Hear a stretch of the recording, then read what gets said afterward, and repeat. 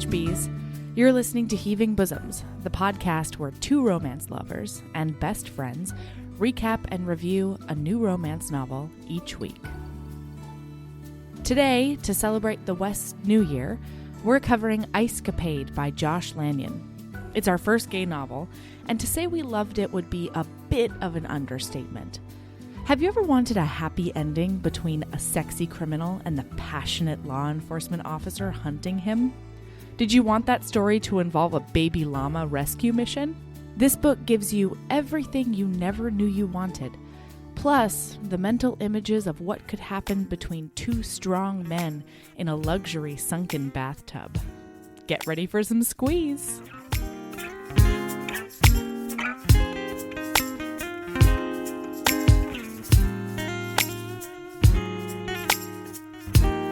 Okay, hi, Erin. Hey, Mel. I don't know why I giggle every time I say hi to you once the podcast Because has it started. feels staged, because we've already said hello and done a soundtrack, so it's like, good morning, melody. Like, it just feels like a script or something. That's why it's hello. Yeah, fair enough. All right, so how the hell are you? I'm doing good. How are you? I'm super great. Good. I'm glad to hear it. You look great. Like, I would like to record the podcast sometime in an afternoon instead of like, literally, I always just roll out of bed into this room and turn on the FaceTime, and I feel like I'm this haggard hag every time, and you're like a beautiful, fresh face of just... May I just say that, first of all, I started, before we started recording, I said, how are you, gorgeous? Because you look gorgeous. Thank you. I don't know what the hell you're talking about. But second of all, this is how I looked this morning. This is how I look now. I just have my hair up in a messy bun because I just took a bath. That's this is like when the magazine is like, hey, Taylor Swift, what are your workout tips? And she's just like, I just walk my dog and eat pizza. Like, I don't know. That's what you're doing right now. And our fans know. And also, congratulations on the bath. Thank you. Thanks, man. Yeah, it was a good choice because I needed to read the novella that we're talking about today. And so I was like, what is the best place that I can just hone in and focus and live my best life? And that was a bath with a bath bomb and my special bath cushion and my hair in an actual messy bun. Thank you very fucking much. It looks done. It looks like it's styled. I appreciate that. Yeah. Anyway, so, okay, I might also look like I have makeup on because I wasn't great at taking off my makeup last night. We went to my friend throws, it was the 12th annual charity Christmas party. And he's amazing. First of all, he's been doing it since he was like a child because his birthday is December 26th and he doesn't like birthday parties. And so their family would throw a party and invite like everyone and ask them to bring an unwrapped toy. And then they would donate all of those toys to the Salvation Army because his maternal grandfather, like in the 30s in like DC, right after his father died, when his great grandmother had two boys and she was 8 months pregnant when her husband died. And this was, of course, before any kind of societal cushion or parachute or welfare or anything. And so on Thanksgiving, he reads the email from his grandfather every year at the party. And I always just cry. I just cry openly, no matter if I'm drunk or sober. Last night I was sober because I was driving. And it's just fucking gorgeous. And anyway, so I went to this party and it was awesome because it's like a chance to see all of our friends. But we also, since Michael owns the comic shop, he brings a bunch of toys at cost. Like if people send him $20, they usually get like $35 worth of toys that he brings. So we walk in with like these giant boxes of toys and comics and, all this stuff. And it just always makes me feel really good. So not only do I have leftover makeup on, but I'm riding the high of like feeling awesome about the world. Christmas cheer? Christmas fucking cheer, man. Yes. Man, my weekend was like much more selfish than yours. I feel bad, but not really. I mean, mostly my night was eating Indian food and like watching my friends drink. So like it wasn't, I wasn't like, filling baskets of food or anything. Well, I should do that though. I went out to another cabin with a bunch of girls and just played board games and sat around a fire for 2 days, and it was just wonderful. That sounds amazing. Mm-hmm. We all brought food to cook and potluck, and it was an outstanding weekend. A lot of board games. Oh, a girl stuff. Getaway with board game. Did you ice skate, Erin? Because I'll cut you. I did not ice skate. Good. You took care of your back? Did you demand a a bed, Erin? Yes. Did you demand a bed, Erin? I did. Good. That's correct. I lied. Excellent work. I didn't demand a bed. Of course However, you didn't. I have some really great girlfriends who were like, "You have to sleep in the bed," and I was like, "No, you guys." Okay. Wait, this is what happened. There's a bed downstairs in this cabin, and there's nothing upstairs. And I was like, they were like, "You have to sleep in the bedroom downstairs because of your back." And I was like, "No, guys, I have FOMO. Like, I want to sleep in the loft with everybody else. Like, that's the whole point of like girls' trip." And so, they got it together to get like some mattresses upstairs so we could all be together and like a sleepover. It was very nice. Oh, pulled out a little trundle bed for me. Mm-hmm. You have such good girlfriends up there. They're outstanding. Good stuff. Oh, I'm so glad you're being taken care of in my absence. Maybe you'll meet them when you come visit. Oh, yeah. When I come to Alaska. Uh-huh. The place that sounds like all of my wildest dreams come true. Yep. Actually, Alaska in the summertime does sound wonderful. Mm-hmm. Mm-hmm. Yeah, and that's 2 weeks in the middle of July. So correct. Coordinate accordingly. Correct. All right. Have we been talking for, what, half hour, 45 minutes? What's going on? But, yeah, it's been about 6 minutes. So, okay. Icecapade. One word. Yeah, Icecapade. Yeah. I don't super know why. I don't either. I don't even know why it's called Icecapade. Oh, good. Diamonds? I'm glad I didn't miss it. No. Huh? Diamonds? Okay, good. Diamonds?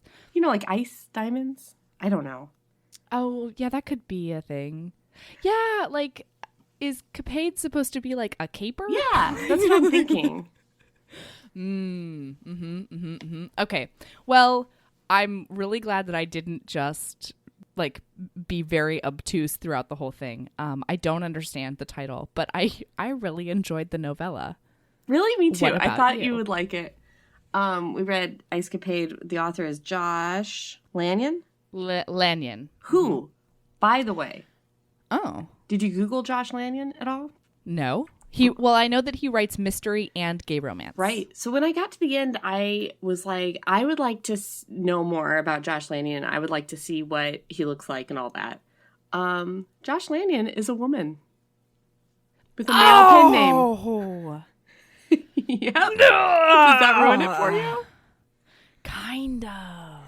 And then I read about, there was like a Q&A on her website, and one was like, why do you write with a male pen name? And interestingly, she said that when she started writing gay romance and even her thrillers and mysteries have gay men in them.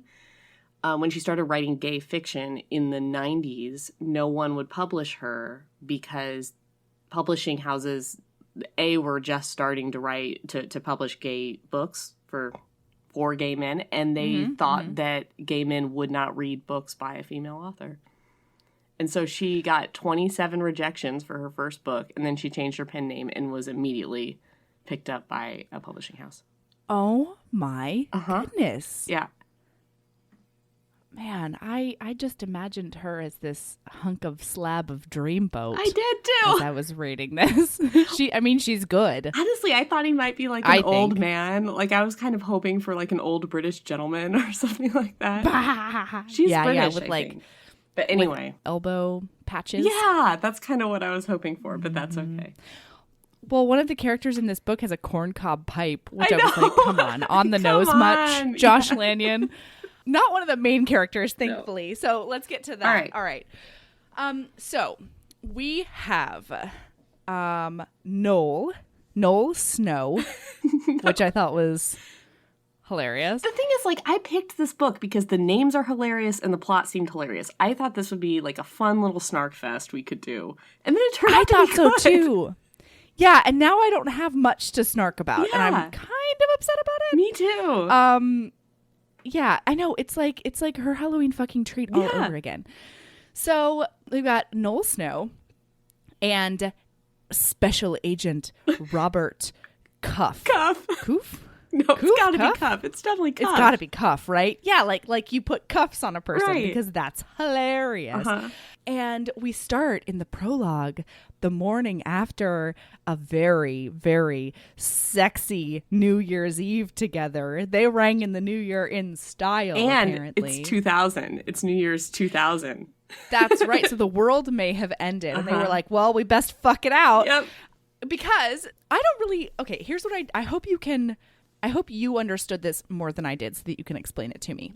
Here we go. All right. So Noel is a cat burglar, which I don't know why. I fucking love a cat burglar. Is that a thing to even love? I don't know.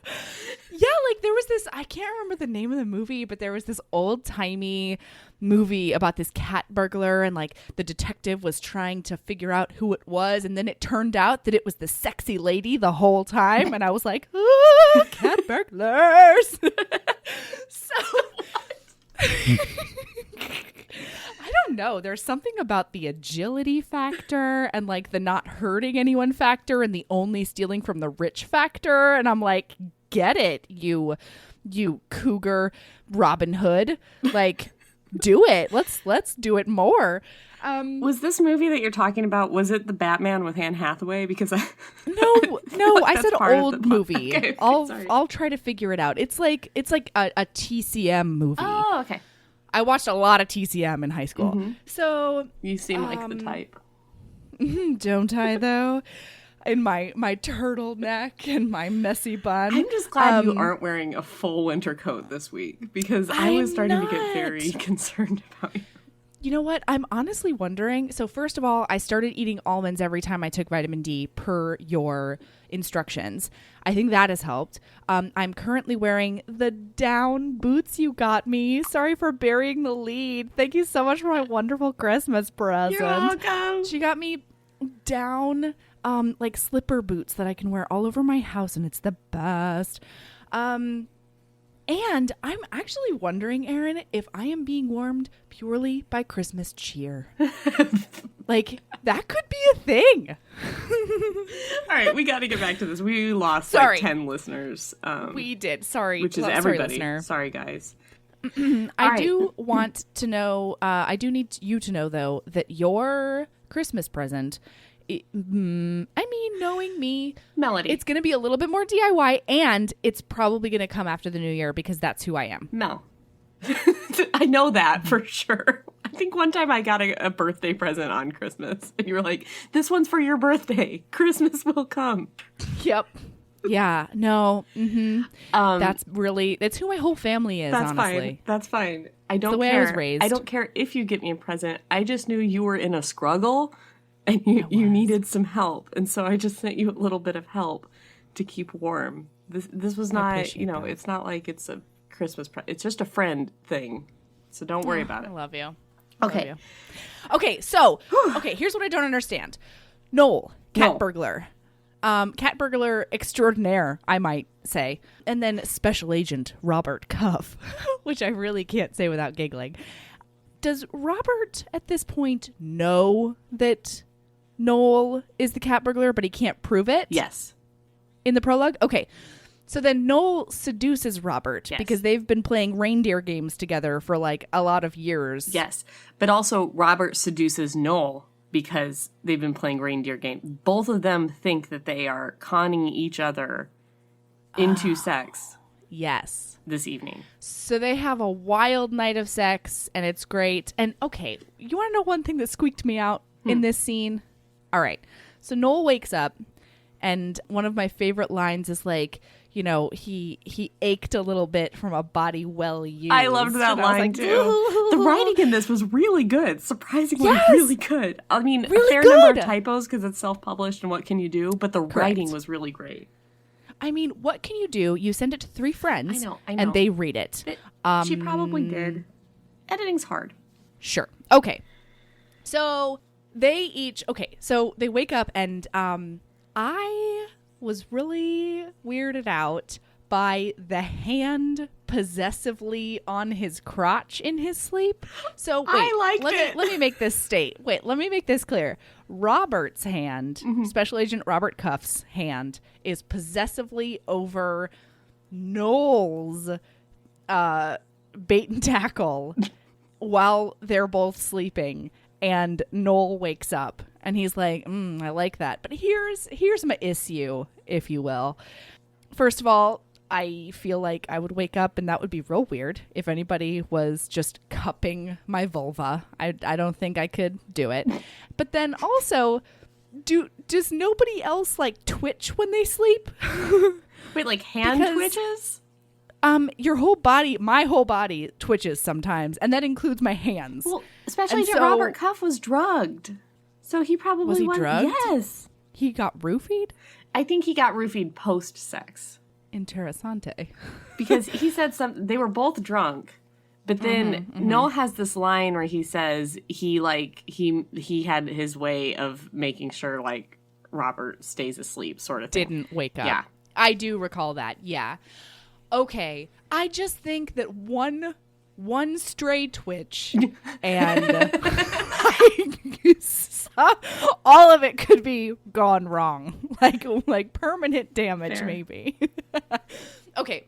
So that squeaked me out a little bit, but then the body well used line made it a lot better. And then Noel Stop making fun of my sneezes. It's hilarious.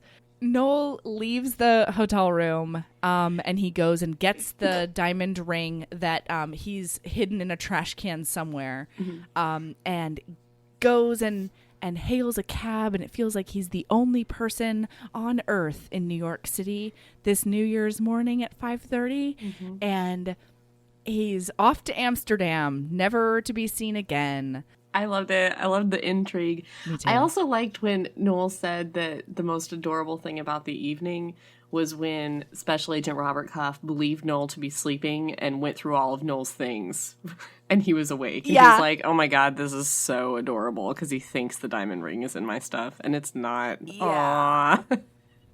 I thought that was really great. Cute. Noel, I was one step ahead. So then we fast forward into chapter 1, 10 years.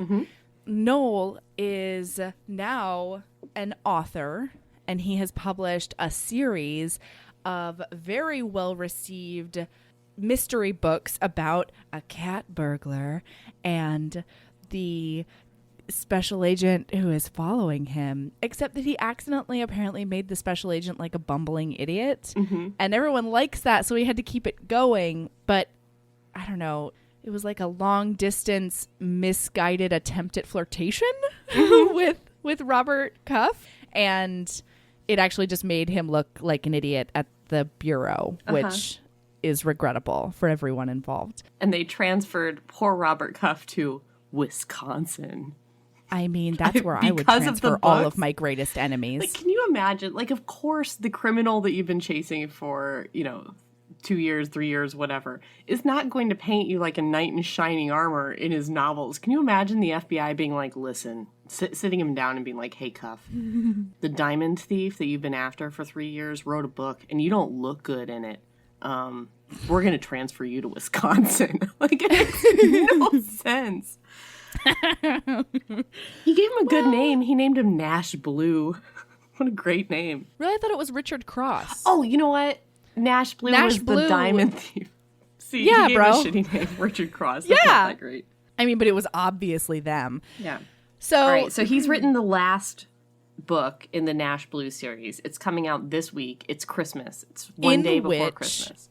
It's 1 day before Christmas. No, it's 2 days before Christmas. Yeah. And he's written the last book in which the main character has basically come out with the fact that he is in love with the special agent that has been following him. Yes. And the special agent is gay, which I think has not... Has it come out that either of them are gay in the books, or just... I thought that it was just that, like, the Nash Blue character came out as officially gay, because apparently in the series he was sleeping with men and women, like, just to suit his cat burglary. Mm-hmm. And he came out officially as gay, and I think that just created the implication that the FBI agent was gay. Not that he... like, there was no confirmation. But one of his friends astutely pointed out that, you know, Noel thought it was going to be... like an apology sort of thing. Like, I really did think you were a worthy adversary, and I thought very well of you the whole time. But one of his friends pointed out, like, if he's not out at the Bureau, like, you might have just put him in extra hot water again. They might transfer him to somewhere even worse. Siberia. Alaska, no, Wisconsin is Delaware. America's Siberia. Alaska. Wisconsin is not America's Siberia. Isn't it? I don't know. People tunnel underground Siberia, there. Right there. It's right across the way. Anyway. You know what? Anywhere that people have to tunnel underground like rodents in the wintertime, I personally think is Siberia. So, wait, what? Sorry. This happens in Wisconsin? I don't understand. Yeah, they connect buildings underground because it's so fucking cold in the winter. We do? Okay. Do you do that up there? No, we do not do in that. Alaska? No, because you're frontier people. Yeah, we just walk. You're just like Grin and Bear It, Rooster. Yeah, I'll put some booties on you maybe, but you better pee outside. I got her booties and she didn't like them, so we'll just... No dog likes booties. We'll just continue throwing her into the snow. Ah, I love it. Okay, so he realizes that he's being followed on his way home. And it took him way too long because he's been out of the game for 8 years. So he was in New York City promoting his book. Right. And he's got to drive home to upstate New York where he has a huge 200-acre farm with horses. He raises horses and he writes books now, and he doesn't steal any diamonds, and he's an old, And he doesn't even fudge his taxes. Right, yeah. As he says later. And actually, now that I think about it, upstate New York might be another swath of America's Siberia. Yeah. It was. I mean, they talk about going through, like, thigh-high snow sometimes up there. So. Oh, God. So he's on his way home, and he noticed somebody following him, so he's doing, like, 130 on these country roads, trying to get home, trying to lose the tail, and he finally loses whoever it is, and just feels a little weird when he gets home and checks on his horses and stuff, but... he feels like someone's watching him. He feels like someone's eyes are boring into his soul. But then he goes to his house and goes to bed. Yeah, and he's fine. And I love this, like, this wake-up scene where he like, wakes himself up. It's like a beautiful holiday Christmas scene outside. He's on his horse ranch or whatever. He makes himself some eggs, makes himself some coffee. Wait. What? No, we need to point this out. What? He has become a legit farmer rancher because he went and took care of the horses before his coffee or his breakfast. That's true. And that is how you do it. Okay, I'm sorry. The animals always eat before you do. That's why I will never be a farmer again. Girl. Yeah, you couldn't. You can't do that. Man, Rooster never eats before me, but usually, like, she doesn't like to... No, but she gets in. She's inside. Yeah, you know she always has water. That's fair. Like, that's not how outside animals are. Yeah. But also, she sleeps later than me every day. If I have to get up at 5 and go to work, I have to literally pull her out of the bed and, like, make her go outside. She's such a diva. She is. Okay, so he makes a little breakfast. He puts some biscuits in. Like, I just love that he makes himself homemade biscuits and gravy for breakfast. Like, oh, yeah. it's just can I tell you, when I am by myself, yeah, I am a forager. Yeah. It's just like cook whatever. A damn thing. No, thing. yeah. So he's making himself some biscuits, and then a doorbell, and then he opens the door, and for the first time, he sees him through the dusted pane of glass, and he sees the hard muscular shoulders, and his heart starts beating a little bit faster. Pitter pat. Pitter fucking pat. And he opens the door to see the confirmation that Special Agent Robert Cuff. So he hasn't seen Robert Cuff since the night that they had sex and duped each other. Since he saw him naked. Yeah. Yeah. But every year on New Year's Eve, Noel calls him drunk and leaves him a drunk voicemail about like, hey, Robert, I'm sorry about how it ended and not stealing no diamonds anymore and I loves you. Well, he doesn't say anything incriminating. He makes sure not to do that. Yeah. But he's just he calls him every single year drunk, and Robert never answers the phone. Never answered, never returned the call. So he hasn't heard from him in 10 years. And here he is on his doorstep. Here he is, ready to question him about a string of cat burglaries in New York City. And Noel is like a little bit on edge, but he just automatically like lets him in. And Robert starts looking around and asking him all these pointed questions about blah, blah, blah. And Noel's like, it's a copycat. Also, do you want breakfast? And Robert's like, well, I wouldn't say no to some coffee. But like Noel kind of gets like, he can't really be here on official FBI business because he's driven clearly a personal vehicle. Like he's checked the plates on the vehicle. It's not a G-Ride, personal stuff, does not have a sidearm. Like while he is probably here to question him about the burglaries, he's not officially here to question him about the burglaries. So he feels pretty comfortable being like, you want some eggs? Because clearly he's not going to arrest him today. Not to mention that he says a couple of times that the statute of limitations has run out on all of his crimes. Yes. And let's review, he never hurt anyone or murdered anyone, so the statute of limitations was relatively short. Yeah, probably 3 years or 5 years. Yeah, probably something like that. Well, or maybe it was 8 years because that's exactly when Robert showed up. maybe it was 10, but I don't know. Judging from how usually these are, I would say 3 or 5, but I don't know. Maybe it was like an interstate. Get your legalese out of here. Sorry. Maybe because it was an international whatever shmeshma. Okay, so Noel kind of like casually asks him if he's like read the books. He says, Robert narrowed his eyes, his dark eyes. He says, let's just say I'm aware of your work. Oh. Work. Uh-oh, in fact. He says, actually, I'd like to explain about that. I know I took some literary license with you. Cuff interrupted, I'm not that interested. Consider yourself lucky I'm not a literary critic. You'd already be on your way to jail. It's like, that stung. Oh, I just thought that was very, Okay, so they have a little conversation over breakfast. Robert does not want any breakfast. And then Mr. Corncob Pipe shows up. Knocks at the door. Yeah. Burly man in a red and black check jacket, hunting cap, and a corncob pipe. Oh, boy. Carrying a Christmas tree. Hey-oh. Hey. So they get the Christmas tree all set up. And, of course, in Noel's beautiful, like, finely decorated house, they're, like, bumping into Ming vases and, you know, being all ridiculous.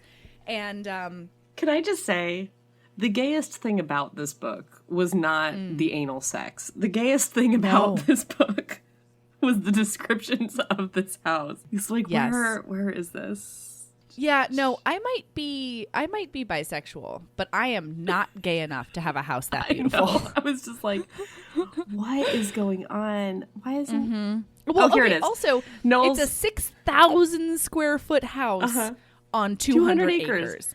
But wrap your head around a 6,000 square foot house for one person. I don't even know what that means.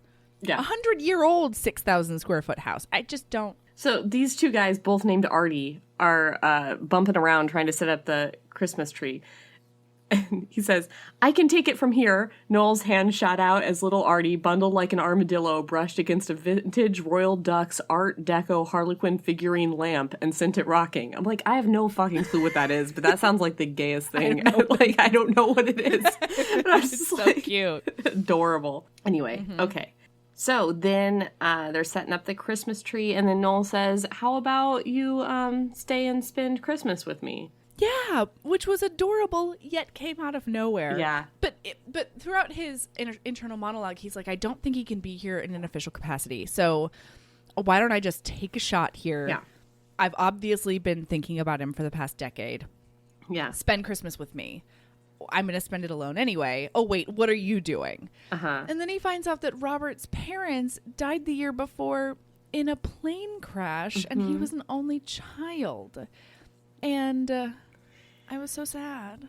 Yeah, and Noel tries to be like, "Oh, I'm so sorry, Special Agent Cuff. I didn't know, and that's so sorry." And he was like, "What? Because you wanted to use it in your book?" And that was really like, aw, oh yeah, he was like, "That's sad." Yeah, he was like, if you had known, you could have used that little tidbit. Oh, and this is where I really like this line. But that's where oh, go ahead.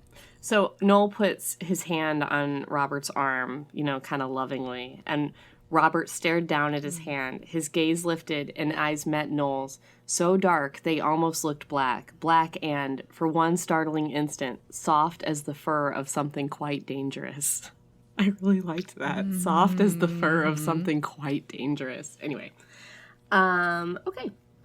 So now we're going to go get some Christmas decorations out of the barn. Robert does not commit to spending Christmas with him. No.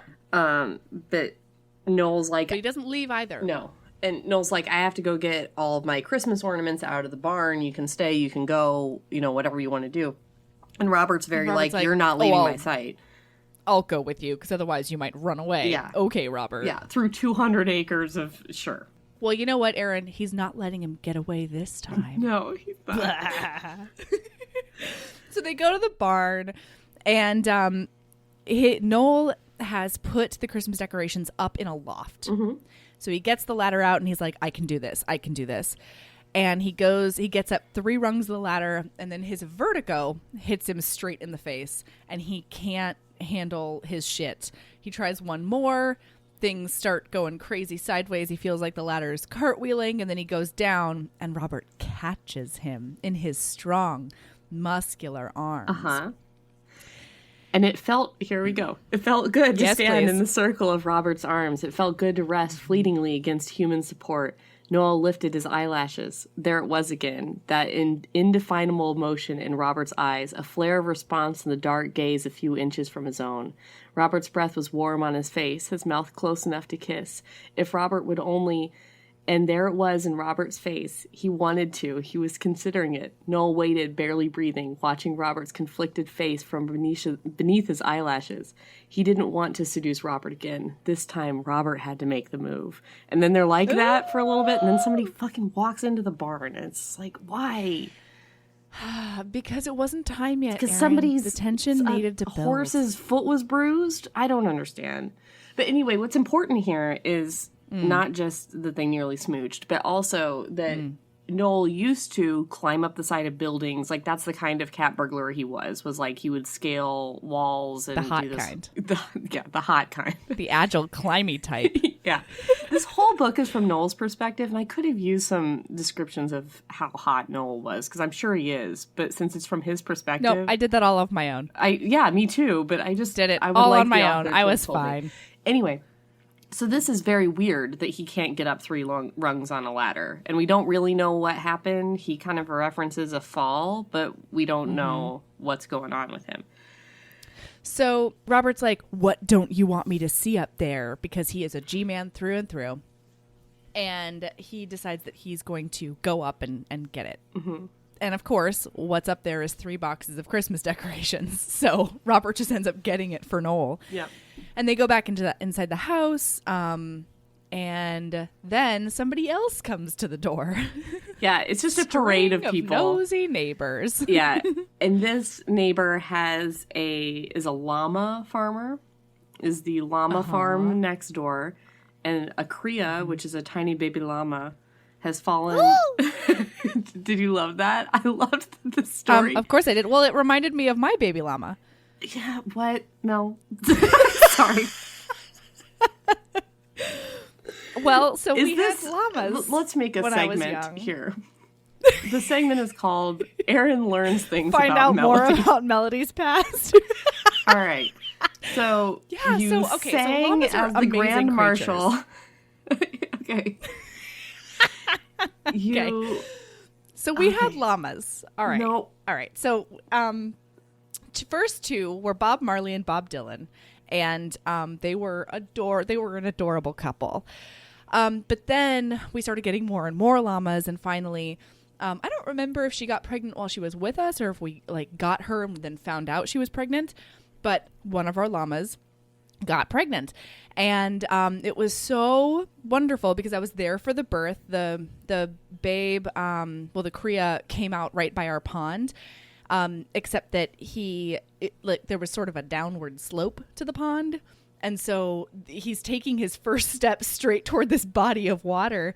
And we had to like run and grab him to make sure that he didn't fall straight into the pond. But he was the sweetest. So I don't know if you know this about llamas. They, in order to like, so the answer is no. When they greet you, they blow in your face. Like when they greet each other, they blow in their face and the other llama blows back. And it's sort of like, I don't know, it's like a sniffing butt situation. So I loved this llama because since he was so enmeshed in like our family and like we had him since birth, he was just all up in our business all the time. And he would like come and, like rub his whole neck and like chest up against us and like breathe into our face, and we would have to breathe back. And like, he was just such a snuggle monster. So it really, and he was spotted. He was like sort of a paint llama. He was gorgeous and he was the sweetest, and I had him trained to do some really cute things. And so, yeah, when this just born llama falls into this crevasse, I was like, it's like my babe. Like he almost fell into the pond, except we were there to catch him. Nobody was there to catch this poor thing. Okay. So back to the story. Back to the story. Now you know a little bit more about me. That concludes the Erin learned something about Melody segment of today. So they're gonna go rescue the llama. So this guy Noel grabs his. It's so fucking specific. Noel grabs his LL Bean field coat. I was just like, come on, man. It's like the gayest thing. Excuse me, let me go grab my LL Bean field coat. I don't know. It's so everything he wears and his whole house is so very like specific and designer. It just tickled me so much. I loved it. And adorable. But also very useful. Like they make high quality shit over there at LL Bean, I think. It wouldn't be my choice. That's not the gear that I would grab for this situation, but I understand that Noel did. Okay, so they go out to get the llama. Okay, so the guy who's the llama owner is a little bit rotund, is what I was getting. Somebody needs to be lowered into the crevasse. Portly, if you will. To get the baby llama. Which is 30 feet down. Yeah. This baby fell 30 feet. I don't know how this thing doesn't have 4 broken legs. It might. I would wonder if it had 6 broken legs, but that's only because llamas don't have 6 legs. Like this poor thing. 6. You could add like feet. It should have broken all of its bones. Although I will say that babies are very flexible, so that's true. Human babies are very. You can drop them from very great heights, and they still are fine. Yeah. So wait, do you know that? I wouldn't recommend it. Yeah, okay, good. So, the llama owner cannot be lowered down. Robert's an FBI agent who has nothing to do with this. And then, so Noel says, okay, you can tie a rope around me and I'll go down there and wrap this thing up in a tarp and climb back out. And he gets like a little bit down and he starts like freaking out a little bit because of the height.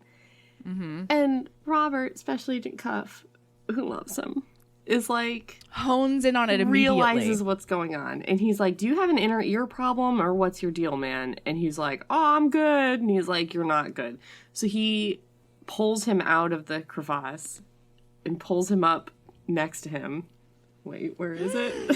It's so good. Wait, I can't find it. Okay, wait. Yeah. I think I found it. I've got it. But do you want it? Do you want this one? Yeah. He stumbled over the edge as Robert rose. Noel reeled into Robert's solid chest. A hard, supportive arm fastened around him, and for a moment he leaned there while the world went spinning. He could feel Robert's heart pounding against his own through the canvas of his field jacket and the leather of Robert's coat. After a few seconds, he became aware of Robert's lips moving almost soundlessly against his ear. If you think the earth moved just now, imagine what'll happen when I fuck you. It was so good! I got like chills. Is that weird? I did too, but because it came out of fucking nowhere. It came out of I know, nowhere. and I loved that about it. And it came out of nowhere for Noel too, because he like immediately Noel's head snapped up. He stared in wide-eyed disbelief. Did he really just whisper that, or was Noel dreaming? Maybe Noel had slipped and knocked himself out, because there was absolutely nothing to read on Robert's face. Nothing but that funny glitter in his eyes. Maybe Noel was losing it, or maybe Robert really had made the most astonishing comment Noel had ever heard. It was great. Well, and it was the glitter that Noel had seen before 10 years ago. Yeah. And then as he's lowering, so then Robert decides he's going to go get the llama. And as Noel's lowering him down, he's got the rope. Robert winks at him right before he disappears into the crevasse. And Noel's like, I nearly let go of the rope. Like, he was so freaked out by this. It's wonderful. Okay, so they saved the baby llama. So, yeah, baby llama's great. The Kriya is wonderful, and it toddles off in Kriya fashion, which is, by the way, one of the most adorable sights in the whole wide world. Like toddler any animal is really cute, but toddler llama is fucking so cute. I've never seen one. Like I imagine that they jump straight up a little, like a lot. That's what I'm imagining in baby llama. You know what I mean? Like all fours really. Jumping. That's what I imagine. They're not antelopes. Yeah, but I want them to be. Fair. I'm going to find one jumping like that. I'm going to send it to you. Ooh, I would like that. In my brain, that's how they do. Okay, so... I dig it. So we can live in that reality. Robert cuts his palm on a rock. Yeah, so and first aid is necessary.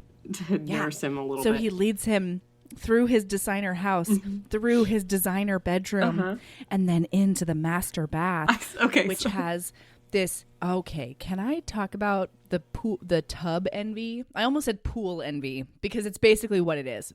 He's got this amazing, like, sunken whirlpool bathtub that can probably fit 4 and should someday. Like, they should just get a couple of rent boys up there and have a grand old time in that pool tub. It said that it would fit the 2 of them and also 2 llamas. So that's and a good. couple of llamas, Robert says.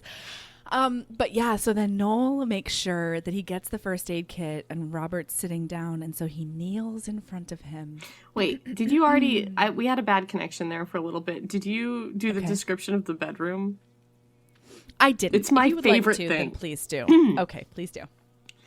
Robert looked around with unabashed curiosity at the large white iron bed, the box of shells on the old trunk at the foot of the bed, the ornate bird cage atop the huge mirrored green armoire. The sage green armoire was the very first piece of furniture Noel had purchased for this house, the first piece of furniture he had ever purchased for himself. You have an eclectic taste, Robert commented. I particularly like the telescope pointing out your bedroom window.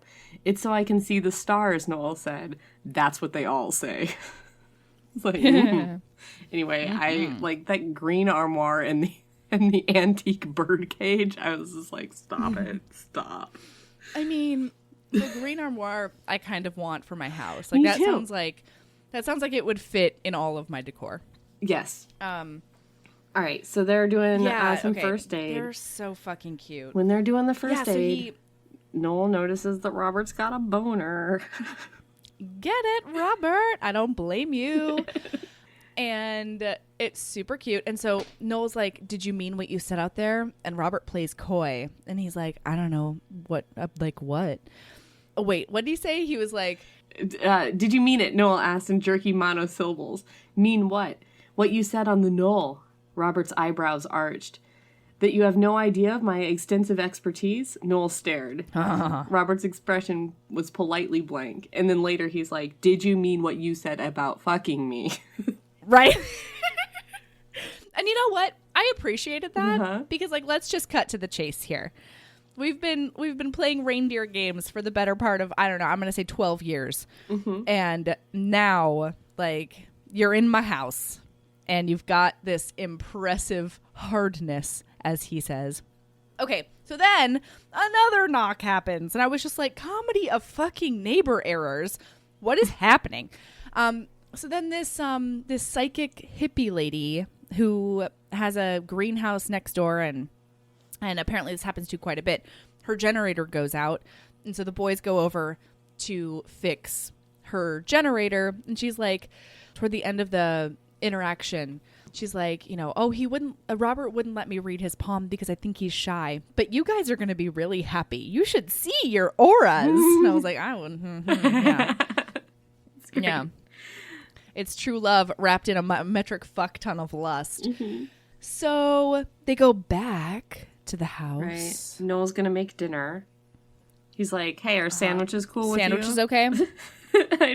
And Robert's like, well, I love that Robert's like, well, you're assuming quite a bit. You think we're going to have dinner together? And Noel's like, yeah. It's like, you're still here. I do. Yeah. You said, I want to fuck you in my ear earlier, like, and you haven't left. And you also haven't really asked me any questions about these cat burglaries in New York City. So yeah, I think we're going to have dinner together. Noel prepares turkey sandwiches, but when they eat them, they're roast beef. All right. Fine by me. No, I didn't sandwiches. even notice that. Yeah, that's I fine. was just really excited about roast beef and tomato on sourdough. Yeah, that's good. So as soon as that was described, I was like, well, I'm at dinner. Yeah. I'm here. I'm there. Turkey would have been fine with me too, though. Oh, plus, Robert remembered what Noel drank. I know. He made him a 7 and 7. I know, and this time he probably didn't roofie it, which is really nice. No, nobody roofied anybody. It's so nice. Okay, so then... Okay, so this is super cute because they're talking and Robert is like obviously... Well, so while he was making the sandwiches and everything, Robert is obviously struggling with like trying to reconcile the person that he sees in front of him with the person that he's been following for the last however many years and the person that he's researched. And like apparently Noel is originally from this crazy Russian crime family that's like very stereotypically like borscht and smoked salmon and drugs and booze and hookers as soon as you're old enough. And he says he doesn't speak to them anymore and that he was unloved by them. And I don't think they ever explicitly said it, but and he also said he was the black sheep of the family. So I assume being gay was not okay with them. That was my assumption. I would definitely assume that. Yeah. I have a feeling there was a lot of like corrective hooker therapy that they tried to employ, which, oh God. Yeah. Because let's review. That's not a thing and it doesn't fucking work. Corrective hooker therapy? Corrective any kind of therapy for sexual orientation. Get out of here. Stop correcting people. So you find out a little bit more about that, and like Robert comes from this very loving, accepting home, and you know he's trying to figure all this out. And so as they're at dinner, he's like, you know what? Even if you weren't the person scaling the buildings, you still could have been behind these things. And Noel finally just makes himself vulnerable. And he crosses the room and he kneels down in front of Robert and he's like, I didn't do this. No more games. I don't want to play games with you. We've done that for too long. I don't want to hurt you anymore. Like, I didn't do this and you've got it wrong. And Robert reaches out and his thumb brushes Noel's cheekbone. It's so good. And then Noel turns his face against Robert's hand. Closes his eyes and Robert strokes his hair and then it's on. Like, we don't have to talk about the FBI and cat burglaries no more. We're just talking about two dudes getting it on. I mean, but it was so sweet sweet. Because he said, okay, so he turned his face into Robert's hand and he closed his eyes when Robert stroked his hair. There was wry humor in Robert's voice. Did anyone ever tell you you look like an angel? My mother, Noel thought, but didn't want to remember. He'd worked hard to forget. The first time I saw a photo of you, Robert said, I thought anyone who looks as innocent has to be wicked as hell. Then I thought, how can I get him to look at me like that? Noel huffed a laugh and opened his eyes. The first time I saw you, I thought, I could love that guy. And Robert made a pained sound. Jesus, Noel, there you are, out on the ledge again. You scare the hell out of me. But it was Robert who made the first move. That excerpt that you just read was the excerpt that came with the book. That was the preview for the book. That was like, would you like to read Icecapade? And I was like, click, yes, and you were like, yes, I would. And that was in like October, and I was like, I found a New Year's book. Yeah, this one. They technically start on New Year's 2000, so it's a New Year's book, and we will read it. God, it is so gorgeous. It was nice. And then they have some really gorgeous sex. I didn't really like the sex that much. You did? Didn't you? I just felt like it was too short. And it was just kind of like... Okay. You know what? I hear you there. For my personal taste in sex scenes in books, it was a little too hesitant. Yeah. What I really, really liked about it was the fact that it was like they were finding each other again. It was in very a way, sweet, I thought. Yeah. And okay, and then the sexual health educator in me was like, thank you for pointing out that you need to prepare a rectum before anal sex. Like, you shouldn't just go from 0 to Pound Town with the anus. You can't do that. No condoms. They didn't talk about condoms. I would like to believe there was one. I see. Okay. I'm just deciding in my brain that that's what happened. Everyone can live in their own reality, Erin. I didn't have a problem with the way that the sex was written or described. I just wanted it to be longer. I felt like we had this like 50 pages of slow burn, and then we're going to have 10 pages of sex, and then it's going to be over. This was a very short novella of like 60 pages. So like I just and wanted that's why more of it. Well, that's actually why I forgave it. Because it was so short. Because it is a novella. Yeah. Like if 50% of the book was the sex scene, it would have been a little weird, I think. I don't know. Maybe I just liked it too much. I did get a little squeaked out by the description of Robert ejaculating. Do you remember this line? Oh, I do. This author is very... Before we get there. Yes. Before we get there, I also really liked... So they're having sex, and it says, Noel reached out and they linked hands, laced fingers. Noel liked the strength that met his own, the fierce grip that held him. No chance of falling with a grip like that. It was so good. Like, it called back to so many different things. I mean, it was just This great. writer is honestly just really good. Like, very descriptive, very, like, just very good. And it's not overkill. It's not, like, it's not too sappy. It's just very, very good writing. But you're correct. The ejaculation was weird. Because I wasn't into it. That's not what I'm into, and it was very descriptive. In case anyone was wondering, Robert ejaculated his exquisite relief, pulsing in satiny long jets. This is like jets? Ooh. And like the satin, I don't know, the satiny. How do you know that? Long, it's a lot. Yeah. But, if that's something that you're into, that was probably a great description of that. So, indeed, whatever. Indeed. So then the little wrap up here is the next morning and it's Christmas and they both got what they asked Santa for and, it's very cute.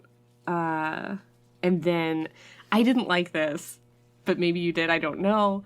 Robert admits to Noel that there was never any cat burglaries. Yeah. In New York City. And he doesn't even work for the FBI anymore. He quit. And this whole thing was a ruse. He just came out because he wanted to be. It sounded like something he would like. I did. You know why? Because the tables were turned at that point. Robert spent so many goddamn years getting hoodwinked and led around and, I didn't think of it that way. Work and all the bullshit. So, like, why not let Noel stew in it for 24 hours? Like, why not make him a little nervous, that asshole? It was fair. I was fine with it. He did say, I'm not going to pretend I didn't want to see you sweat a little. Actually, I wanted to see you sweat a lot. Yeah, double entendre. Innuendo. An innuendo. Okay, let's see.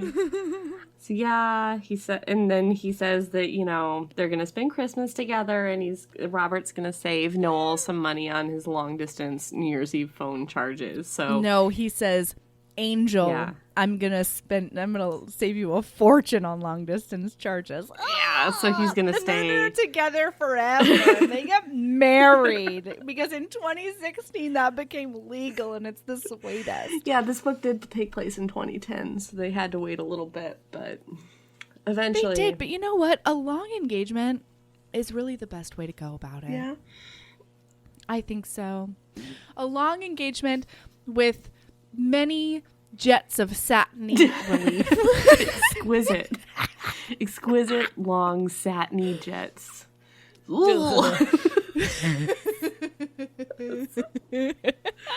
Man, boy. when I saw this book, like, I did like that little snippet, but when I saw that somebody named Noel Snow was going to have a Christmas book with a FBI agent named Robert Cuff, I was like, and it was only going to be 60 pages and it was going to be about diamond thieves. I was really ready to have like a really fun, fast-paced, like capers, but like also like I expected it to be tongue-in-cheek. really stupid and and funny and campy, so we could make fun of it in that way. And it was not. It was adorable and sweet. Yeah. I really liked it. I did too. Yeah. So if you want, and you know what? I really think that we should do one of Josh Lanyon's long form books. Sure, I would completely be down for that. Yeah. I don't know.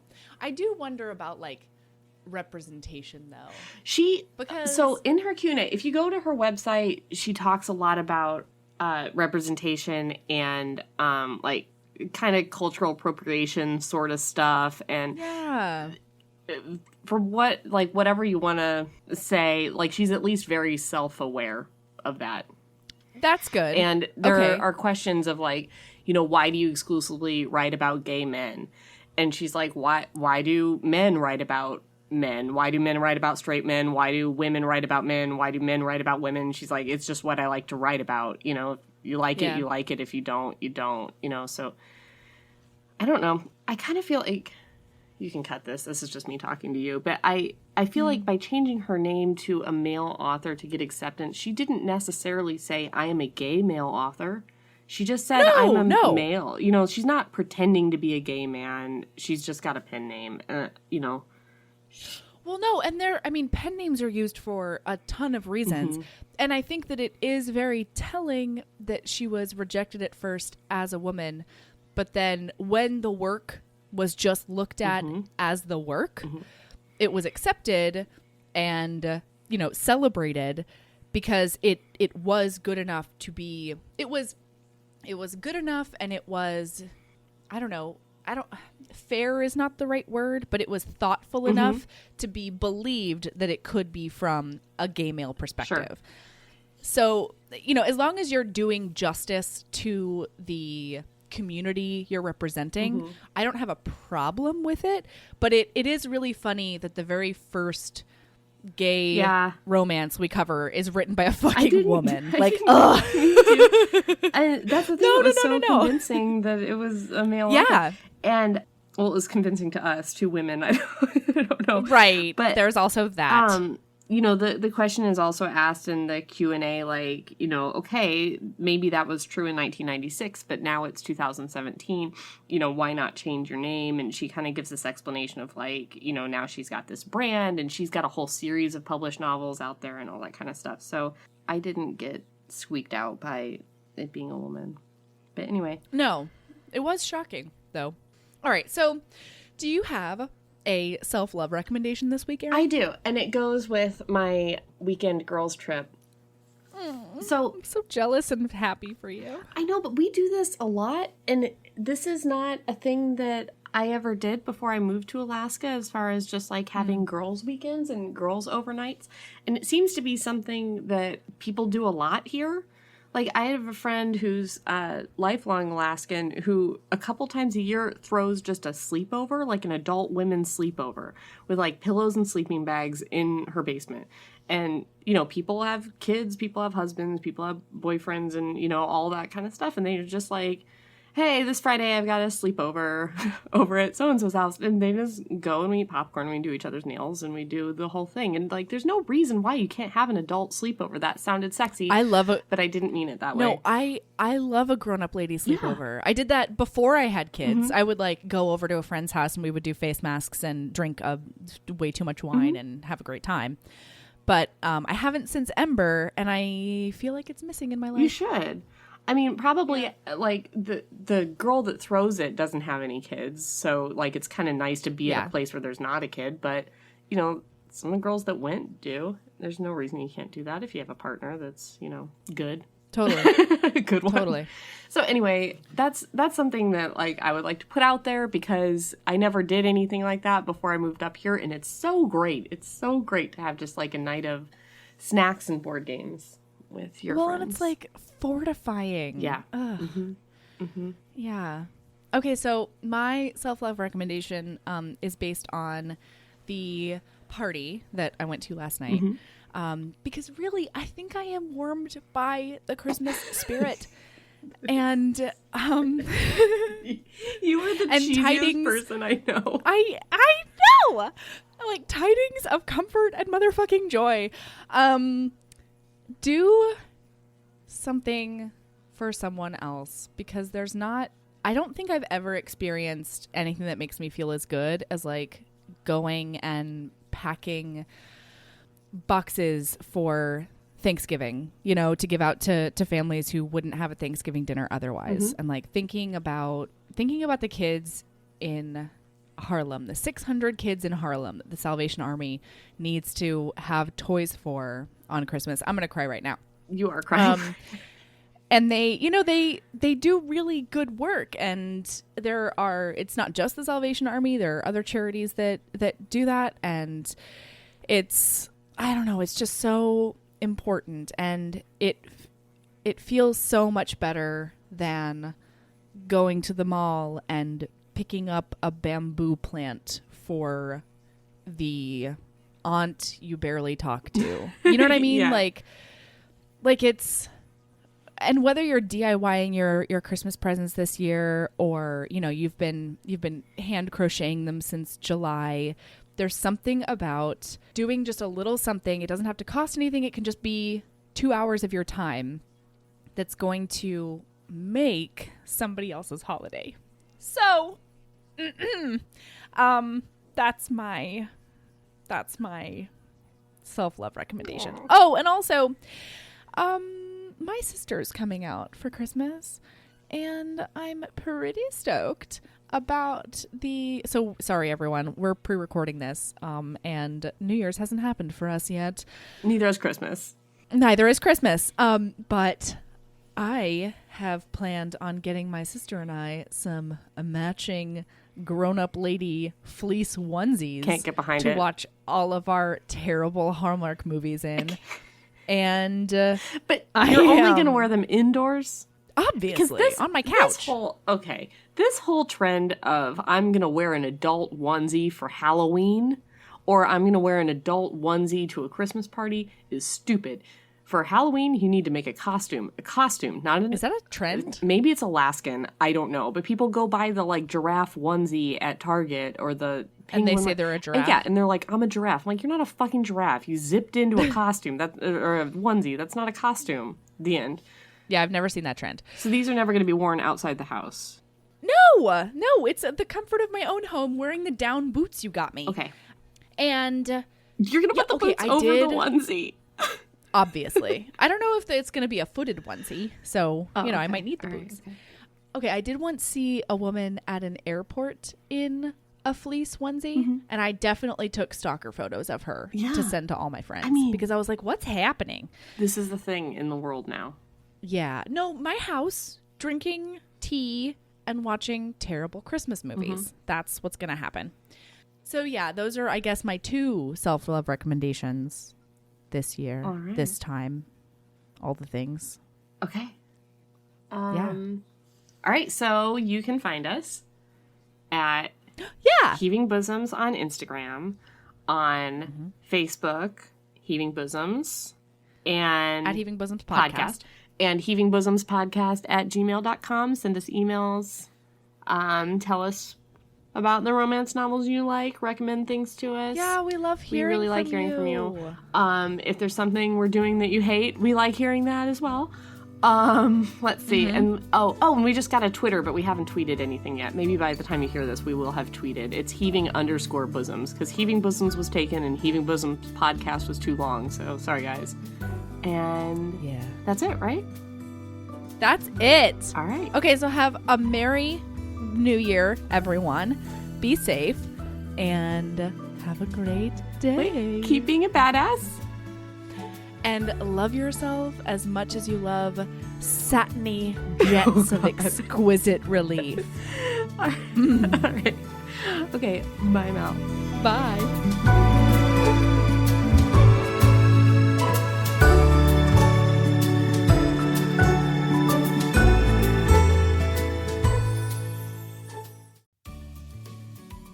Hey, you. Yes, listener, you. Are you loving the show? If so, please leave a rating and review in your podcast app. The 90 seconds you take to say something nice not only helps new people find the show, but it makes me super smile over at HBHQ. Also, I've had a few people ask, and the answer is yes. We are still doing the 5-star bribe. If you leave us a review with 5 stars, then we'll do whatever book you want. We're real deep into the list, though, so it might be a while. Lilas! Okay, back to the show.